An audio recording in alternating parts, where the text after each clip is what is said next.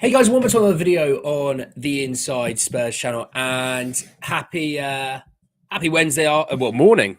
Put my mic on a stand. There you go.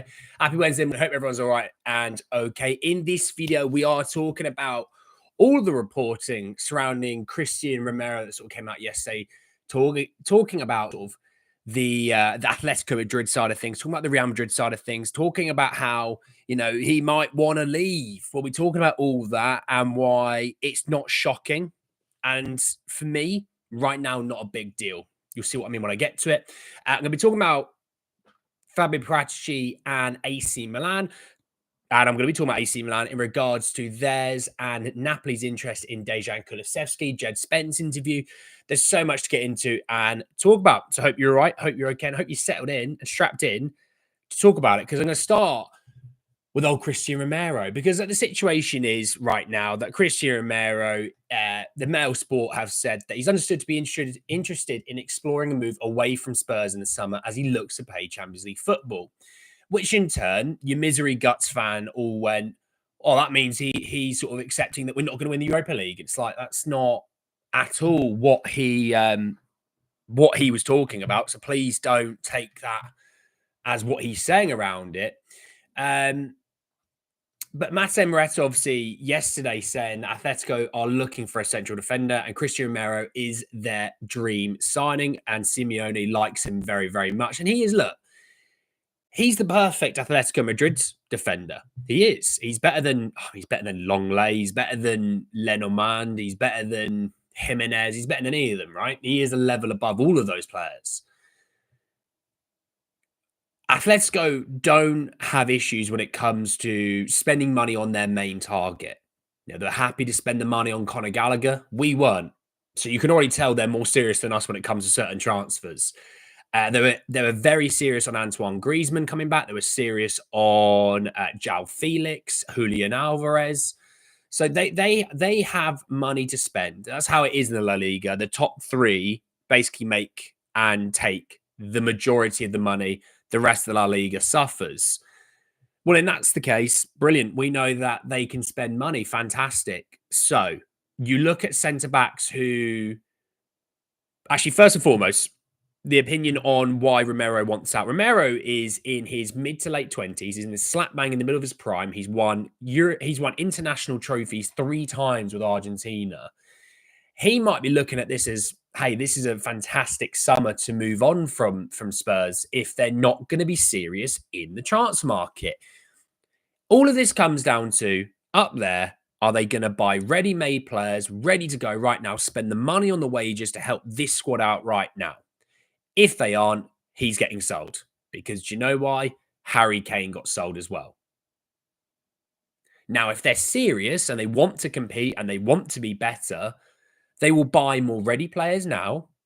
They will spend more money on wages and we will compete. But the issue is that doesn't help the bank balances and test sheets and bank sheets and all those things that Daniel Levy is twerking over to investors. Look at this, look at this, and oh, look at that revenue compared to that, and oh my word. Ignore the league table. Ignore everything else. I don't blame Romero. Romero has called the higher ups out to say, hey, we as a club, as a fan base, as a squad of players, we all know we can compete financially with pretty much everyone.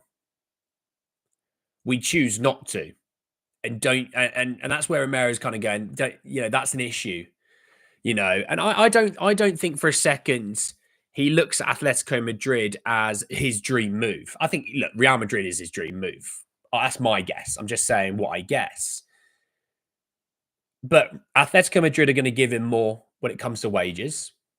The only reason we'll end up trying giving him more on wages is because we don't want to lose him and have to go and buy a player. Because at the end of the day, if you sell Romero and your next course of action is to bring in a £25 million player who's 20 years old, the fan base are going to lose their absolute marbles. If you're selling Romero, you better bring in someone ready to go for good money. That's the key thing here. I mean, look, I do a loan roundup. I love the look of Vuskovic. I think there's a player there. I think that Big Kev Danso has potential to be very solid for us. But Christian Romero is by far our best defender. So to lose your best, I think he's probably our best player. Losing your best player, you have to reinforce and replace him with someone of competent level in football, but is just a good defender. Mark Guehi. I like Mark Guehi. I think he's actually a really solid defender. He is a tier below Christian Romero. So if you are selling Romero, you buy Mark Guehi. If you're selling Christian Romero, you're buying someone that is going to come into the team as a starting centre back. And obviously, it'd be great if they weren't like Romero and they miss, Romero's missed a bit of time this season, but is a bit of an Iron Man. Then okay, I can understand it. But if you're selling him, bringing in someone worth 15 million, 20 million, who's 20 years old, but he's got great promise, you are very much punting on this squad. That's the other thing. It's the mindset that I took with Harry Kane. Harry Kane was happy to stay. He was happy to stay. He would have potentially signed a new deal depending on what you did in the transfer market. Did you bring in competent players who are ready to impact the squad right this second? Are you backing the manager? Are you doing all these things that players want to see from higher ups? Or if you're not going to do that, sell me now, make some money out of me. Obviously Trent off to Real Madrid, that's contentious right now. Obviously, if you speak to some Liverpool fans, he's the only player to have ever left in a team through the academy for free. He's also the only player to ever leave a team through their academy. Okay, Harry Kane is the best striker in the world at the moment. Jack Grealish left Aston Villa, one of their best players they've had in a long time. Yeah. Of course, it's just media that do these ridiculous takes. Trent, oh my God, it's like Harry Kane, a level above him. But okay, don't worry about it, lads. Don't worry. I guess he doesn't exist in this world because his PR isn't twerking for the media.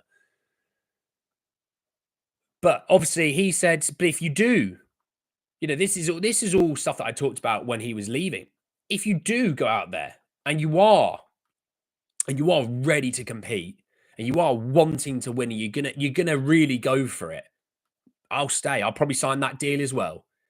So it's on you. Do you want to compete? Or do you just want to sell me? And Daniel Levy went, oh, money. I will sell you.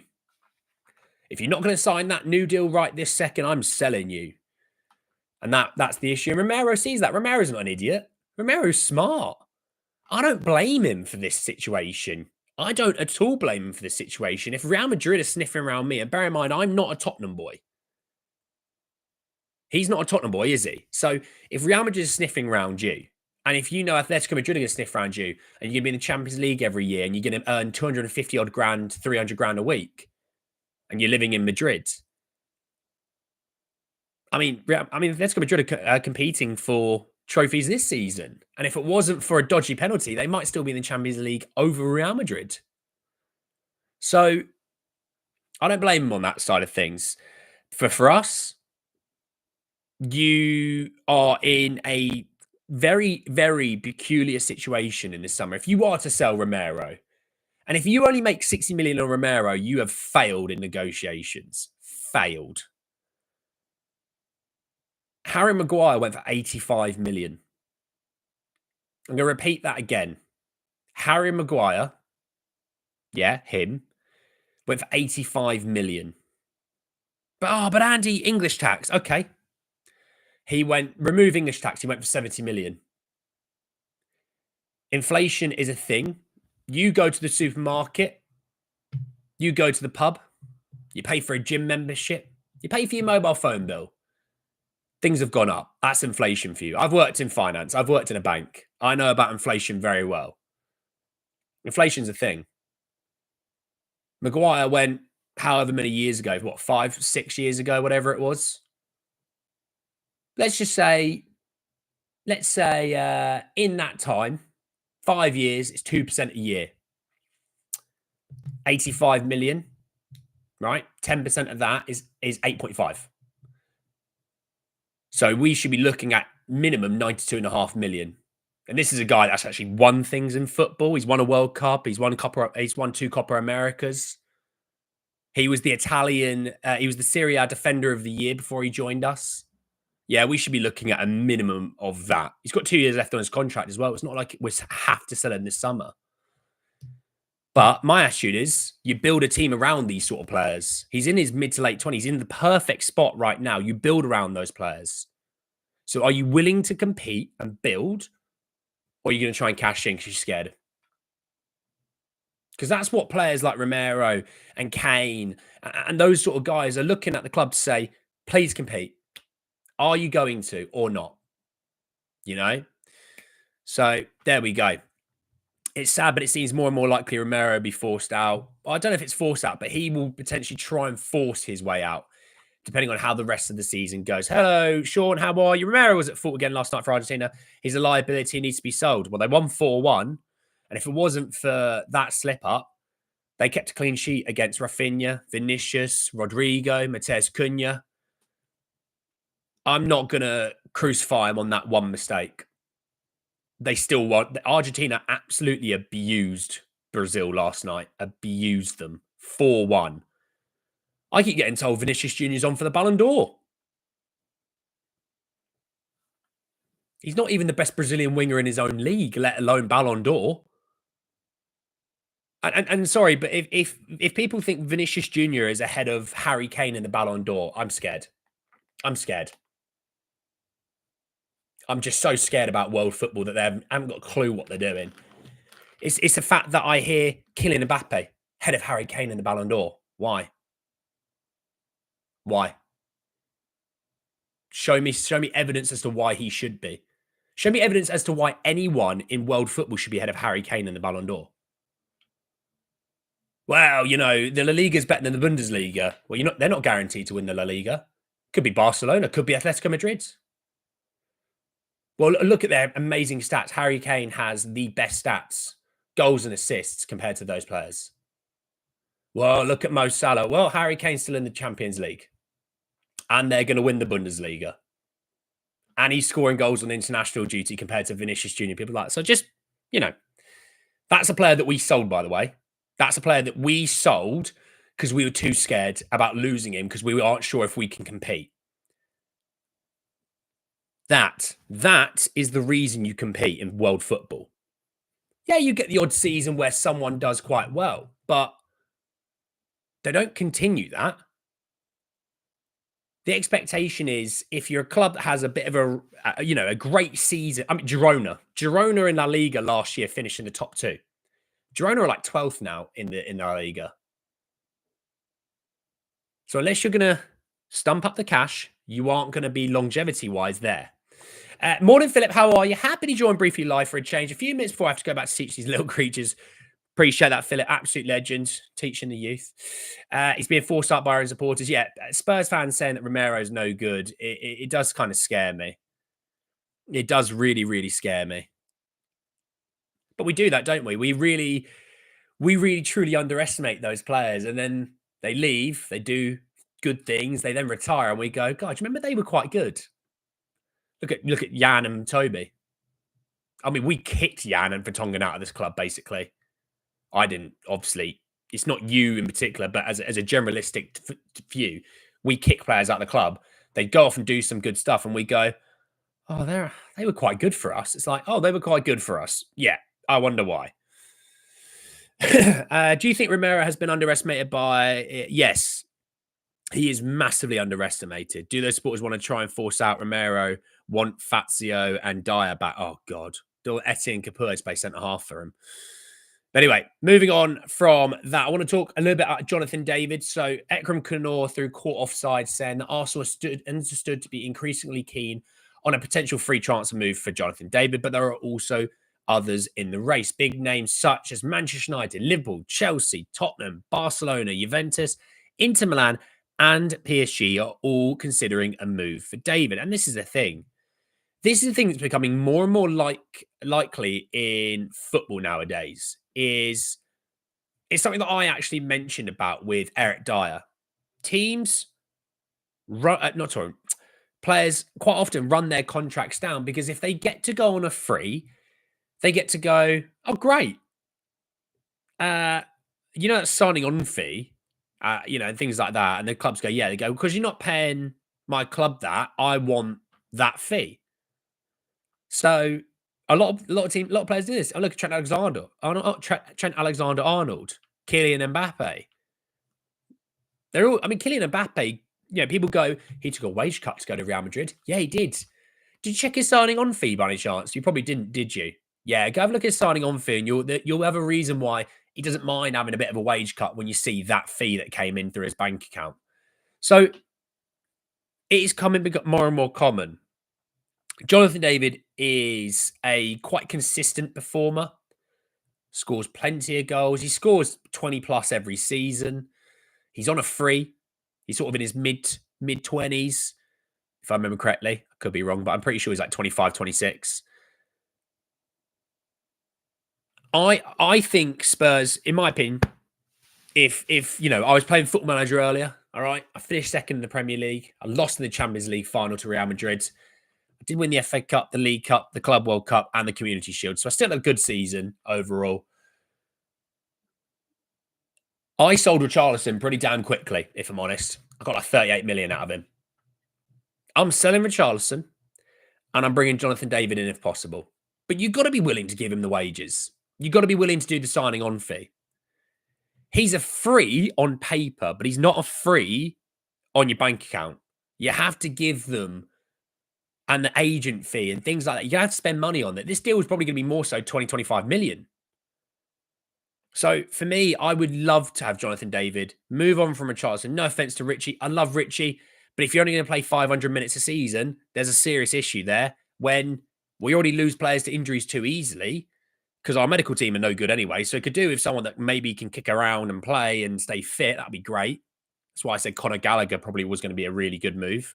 He's turned out to have a really good season at Atletico Madrid, by the way. I was told by Spurs fans he wasn't very good. Irony to that.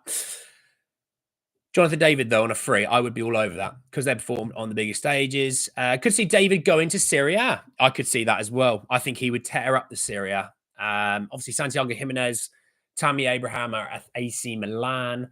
Napoli, I could see Napoli being in for him. I don't think Inter with Marcus Thuram, Arnautovic, Taremi, and Martinez. I think Juve won't. I don't know what's going on at Juve, to be honest. But yeah, you can see Napoli being all over him. Yeah, absolutely. I'm coming to Napoli in just a second, actually. I thought there was talk that Romero was only playing one match for Argentina, but that didn't last. Yeah, this whole idea that Romero is on a minute restriction, I was told that by people. We all sort of got fed some information. It was wrong. He played the full 90. But then again, the other thing is, I would say is we don't play this weekend. We play on the 3rd of April or something like that. So we don't play for a while. So him playing that is only going to get him fitter, which isn't the end of the world. It isn't. Thoughts on if we got in Angel Gomez, Cardoso, and David at the beginning? Would we be better? I think, yeah. Purely on the fact that they might actually stay fit. Now, Angel Gomez is probably the one. Angel Gomez is a weird one. Cardoso, David's the one out of the three that I would want there. Didn't want Gallagher, want to Rafinha. I think that's one all between us and it. Yeah, I said no to Rafinha. I was wrong there. I said yes to Gallagher. I was right there. So yeah, you won all. We'll best out of three. We'll find a player that we disagree on. We'll have best out of three. But look, Jonathan David makes a ton of sense. If we get him, is a hell of another question. Moving over to Dejan Kulusevski news. So Ekram Kanor again saying that AC Milan and Napoli are monitoring the situation of Tottenham Hotspur attacking midfielder Dejan Kulusevski. Good to hear about you, buds. Dejan Kulusevski. He's going to be 25 in the summer, 3 years left on his contract. He's been a bit of an Iron Man this season. 20 goal contributions, 1 in every 2 game.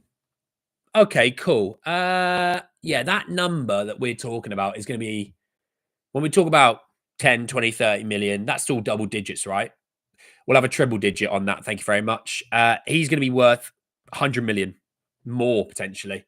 20 goal contributions in the Premier League at the age of 25 in the summer. So he could be on 26 goal contributions this summer in the Premier League in your mid 20s with 3 years left in your contract. Yeah, that's easy 100 million. And Napoli and Milan aren't going to do that. They aren't. You'll get Napoli. Napoli's owner is a lot like Daniel Levy. He'll come in and go 30 million. And Daniel Levy will go, mate, I know your game. I do your game to everyone else. So let's stop absolutely playing silly buggers, treble that to start off with, and then we'll have a conversation about how that only pays for his boots. To get the actual person, it's 100 million plus. They're not going to do that. AC Milan can't afford that. They'd have to sell off players. They're not going. Well, they might sell Teo Hernandez, but that's because I don't think the fans are that keen on him at the moment. But they're not going to sell the players necessary. You'd have to sell Rafa Leao. I have not been blown away by Rafa Leao this season, so I don't think you're going to make the money that you would hope for. Napoli sold Kvara. Okay, they maybe have the money, but what you sold Kvara for, Kulusevski is going to cost you even more. He's going nowhere this summer. It's absolute nonsense. He's going absolutely nowhere. Napoli might be able to afford it. AC Milan won't. Neither of which are going to want to do it because it's going to cost them quite a bit of money. AC Milan are going to be going, look, I heard you wanted Tomori. We give you Tomori in the deal. Well, Tomori doesn't want to leave AC Milan, so that's pretty hard to put him in the deal, don't you think? Do you want Emerson Royale back? And it's like, no, we got rid of him for a reason. Nonsense. Jazz, perfect. Journalists need to do something in the international break. These stories have little to no value. Yeah, nonsense. Italian clubs don't really have the money for huge transfers, maybe include players in any deals. The players that they would need to include would need to be quite good players because we aren't taking in C-rated players just to accommodate the fee in total. And besides, Spurs would go, we don't want those players. How about you go and sell them, raise the funds, and then just send us all the money? So I don't want to lose Kulu, but considering Fab might go AC, they definitely try to pay 60 or 70. I'd love to see them try. They'd say, hey, how's 70 million for Dejan Kulusevski? And everyone would go, sorry, how much? What, 60? We'll do 70. We'll do 75. Are you paying for him for half a season? Is that all you want him for? Well, no, we want him permanently. Oh, you want him permanently? Well, the number's 100 million, and that is the start of the conversation. Off you go. What's the possible replacement of Romero? Greetings from Uganda. Thanks for content. Thank you, Silver Fred. How are you, my friend? Well, Mark Guay is going to be on that list. Jared Branthwaite will be on that list. Just trying to think of who else off the top of my head that I know about. I mean, they might sniff around people like Tomori again, but that's not a credible replacement in my eyes.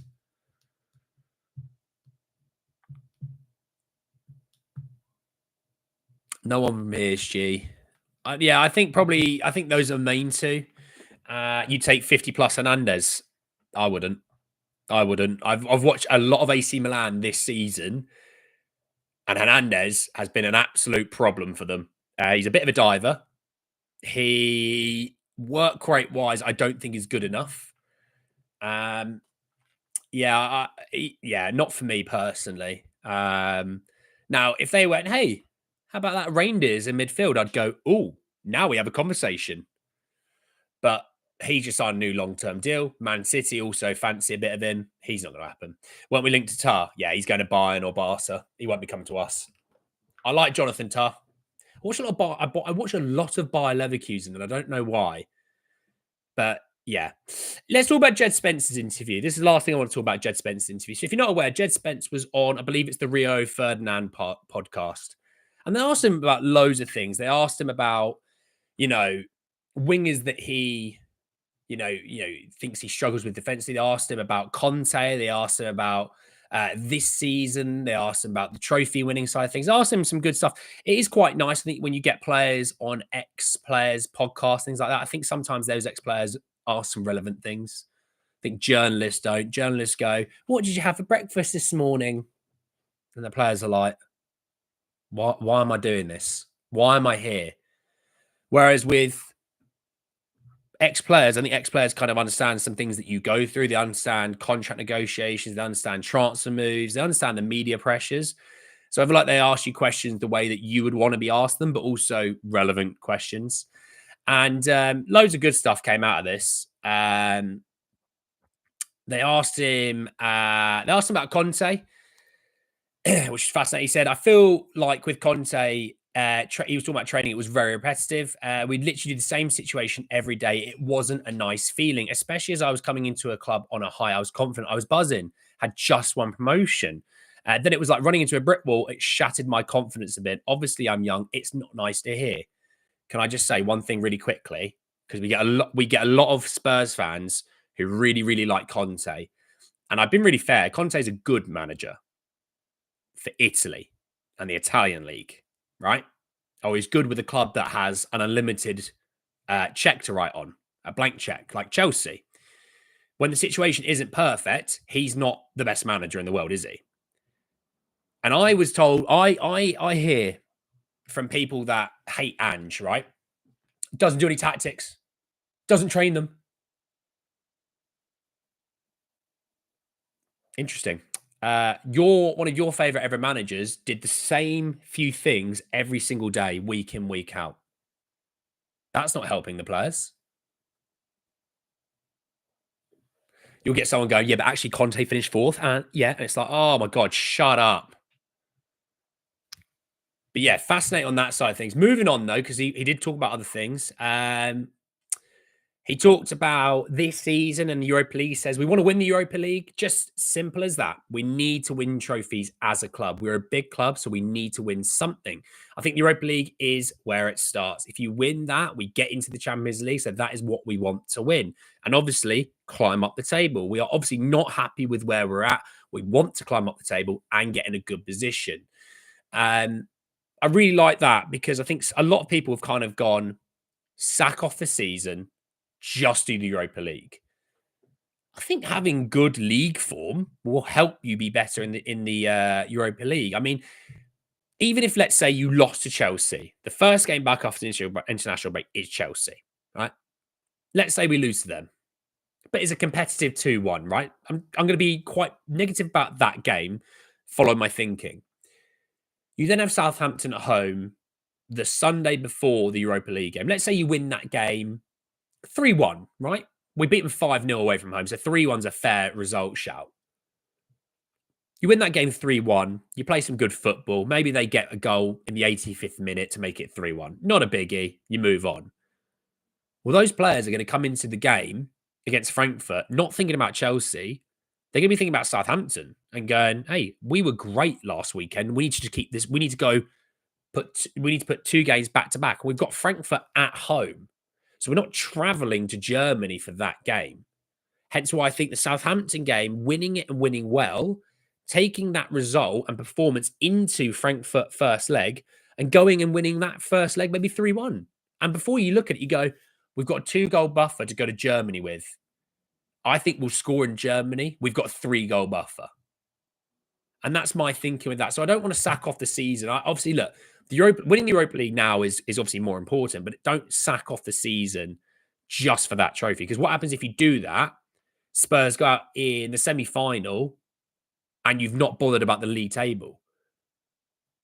There are certain situations that would entail a club who finishes 8th, 9th, and so on to potentially get European football next season, you know? He talks about the new manager coming in. He said, when a new manager comes in, you think, all right, everyone's going to get a fair chance. He's going to have a look at everyone. With me, I don't think that was really the case, but that's a part of the game of football. Football is not fair.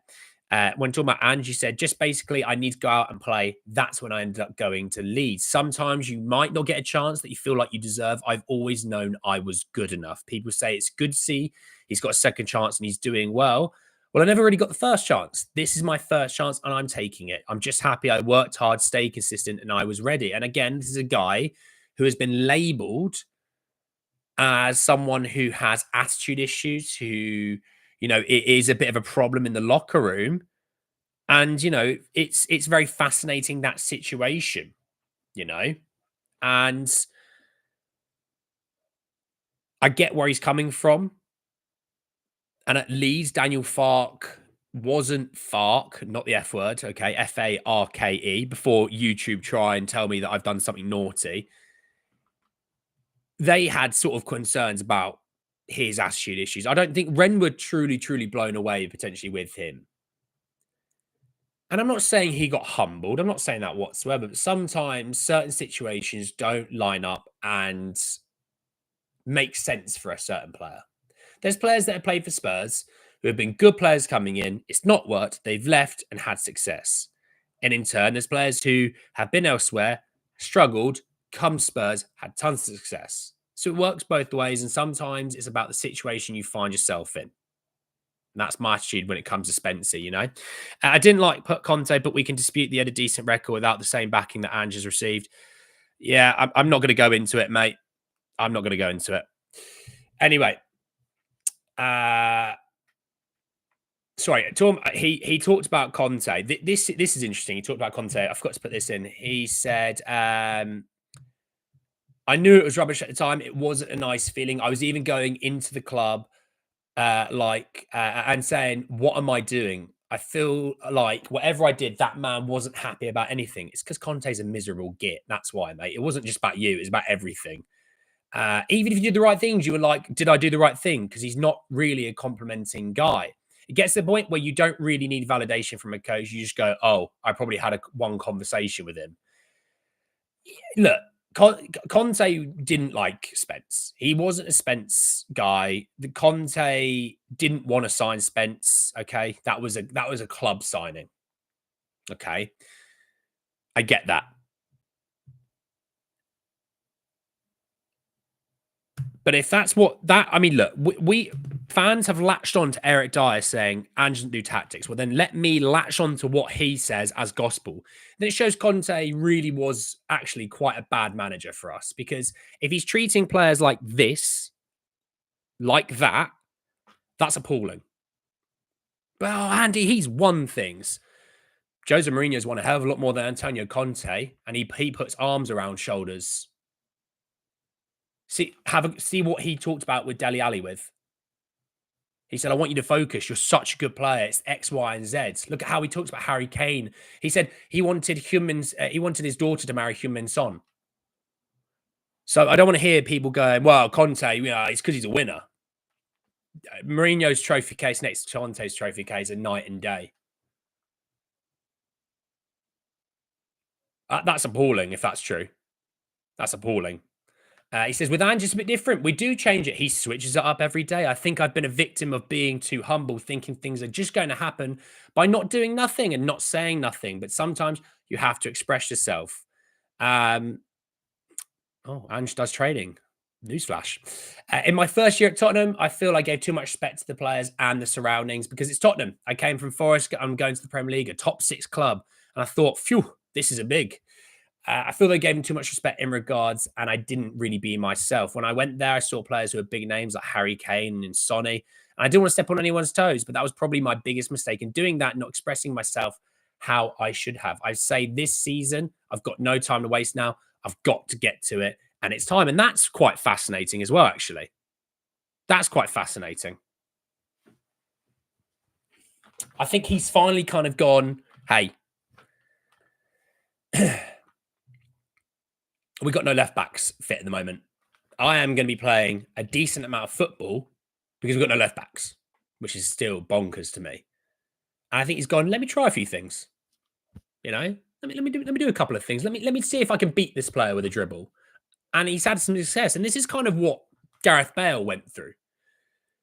Can you imagine Gareth Bale when he was wearing that number, right? He's playing left back. And we couldn't win a game when he played. Can you imagine that with social media? Now, he turns out to be one of the greatest British players that's ever lived. So there's also that. Okay. And sometimes it's about players like that doing a couple of things in the game and going, "Oh, that actually worked, and that had some success. Let me see if I can do that again. Oh, I can do it again. Oh, that's having a bit more. Oh, I've got a bit. Oh, got a bit more confidence." And in the NBA, they call it a heat check. You know, you hit a couple of shots and you go, let me test if this is truly something right now. I'm going to do something a bit more outlandish, and it works. And you go, oh, I'm hot right now.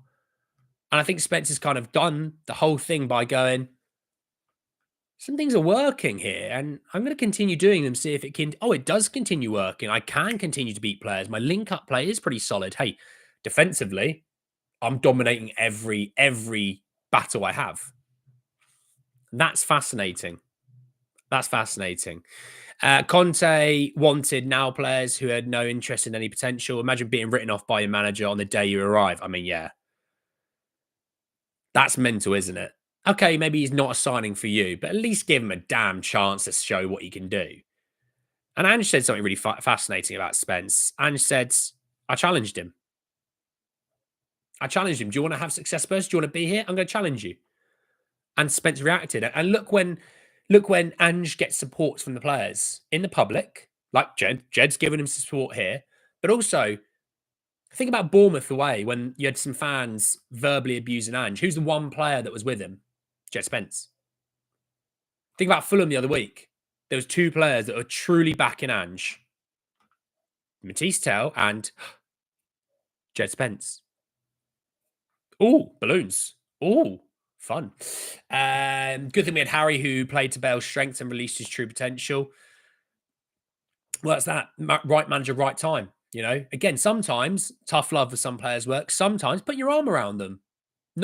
You treat every player fairly, the same level of fairness, but you don't treat every player the same. It's like being a manager in a workplace. I'm going to treat everyone with the same level of respect and fairness, but I won't manage everybody the same because some people need a bit more of an arm around them. They need a bit more positive reinforcement to get them going. Sometimes some people need a bit more of a stern approach.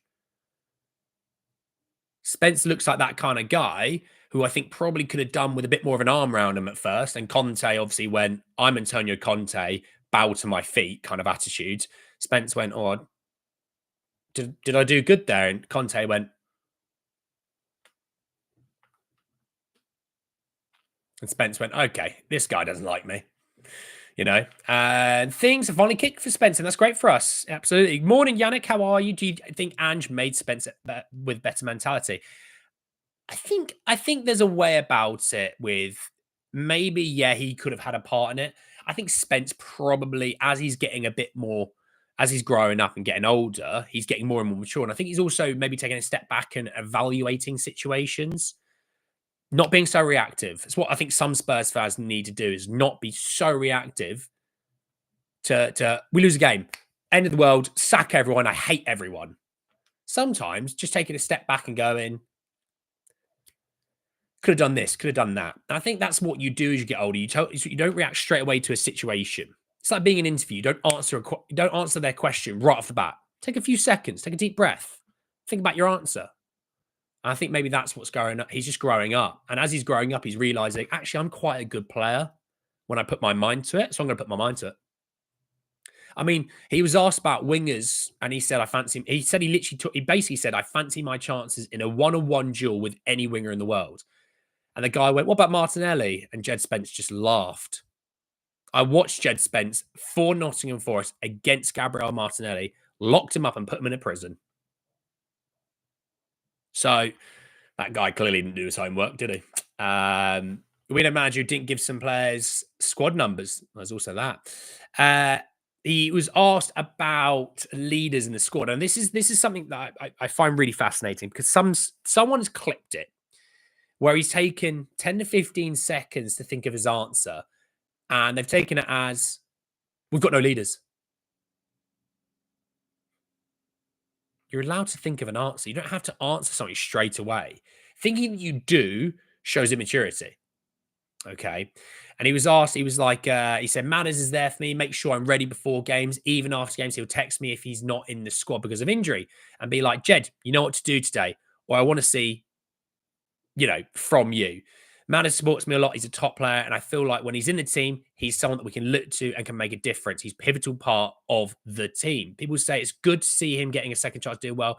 Yeah, he goes on to talk about he's not, this is the first chance. And this is all to do with Madders, I mean, the Madders, he said Sonny's a leader, all these things. I actually found the podcast refreshing. It felt like he sort of went, shackles are off, there's no barriers here. I want to tell you how I feel. I want to talk about Antonio Conte. I want to talk about, my time out at Leeds and Rennes. I mean, he talked about Desiree Doué being the best player he's played with. We could have had him. But Daniel Levy went, he's quite expensive. Is there not some 17-year-old that we could buy from like Azerbaijan? Johan Lang going, sorry? Don't Levy's going, well, we'll save a few quids. Want to make the test sheets look really good to that person who wants to invest in us, but I'm going to overcharge and therefore they're not going to invest in us. That was the thing on Football Manager. I thought Daniel Levy was about to leave Spurs. He had to sell Spurs and Enick. And then it was like Daniel Levy squashes all rumours. And I was like, oh, come on, Daniel. Give me a bigger budget to buy with. Can't keep getting free transfers in at Spurs. But look, the interview is fantastic. I recommend going and watching it. It's Rio Ferdinand Presents, I believe it's called, on YouTube. Go and watch it today on your lunch break, or if you've got 10, 15 minutes, just have a little listen to it. He speaks very well. He speaks with clarity and maturity. And I don't think enough people I don't think enough footballers in football that are playing right this second have these sort of interviews. And if they do, they don't speak clear-minded. He's not gone out there and said outlandish things to go viral and people might follow him so he can make more money on his social media. No, he's not done that. He's gone out there and spoke from the heart. It's on Discord, the link to Spence's interview. Is it actually? Jazz, do you mind resending it in Discord for me, if that's all right? Thank you very much, Jazz. I will link you to Discord. If you want to join, please join. You're free to. It's free. Discord doesn't cost you a penny. And Jazz will put in Discord the link to the interview. Jazz basically runs my Discord now. It's quite funny. But love seeing how rattled Arsenal fans are when Spence scoffed at Martinelli. Because he this season has dealt with better wingers. He locked up Mo Salah. It's Mo Salah. He locked up Brian Mbeumo, a game or two after that. Come on. The other thing that Spurs fans did was quite funny. They went, oh, I've never seen a fullback lock up Mo Salah like that before. And I'm like, I do. Can you look back to last season? There's a guy called, checking notes, Destiny Doggy. It was one of the first games in hundreds that Mo Salah didn't even have one single shot. That Destiny Doggy looked pretty good. Spencer's been up against Mbappe. Shout out that. Hawkeye's here. Jed, that's scary. That means we've been on for too long. We have been 43 minutes. If Hawkeye's making it, we've been on too long. But no, fascinating interview. Jazz will put the link in the Discord for me and it will be there. So do join. Have a little watch of it because it is brilliant. Yeah, Jazz has posted it in Discord right this second. Thank you, Jazz. Have a watch of it. Do have a little look. Let me know what you think down below if you've watched it already. Let me know what you think in the Discord if you join in. But it's fascinating. And yeah, look, obviously we talked about Romero. We talked about Kulu. Fabio Paratici, apparently Daniel Levy. I'll quickly finish off with this. Daniel Levy is trying to get Fabio to stay and making last-ditch efforts. But I think Fabio Paratici will end up at AC Milan in the summer. Does he want Brian Hill? He did buy him to come to Spurs. Does he want him at AC Milan? Just saying. There's a few players that he could take off of us on the cheap that we want to get rid of. Jazz hands. But look, let me know what you think down below on everything we've talked about. Go and enjoy the rest of your days, your mornings, your afternoons, your evenings, wherever you're in the world. Take care. Look after yourselves. And I'll be back tomorrow to talk even more Spurs. Take care, everyone. Peace.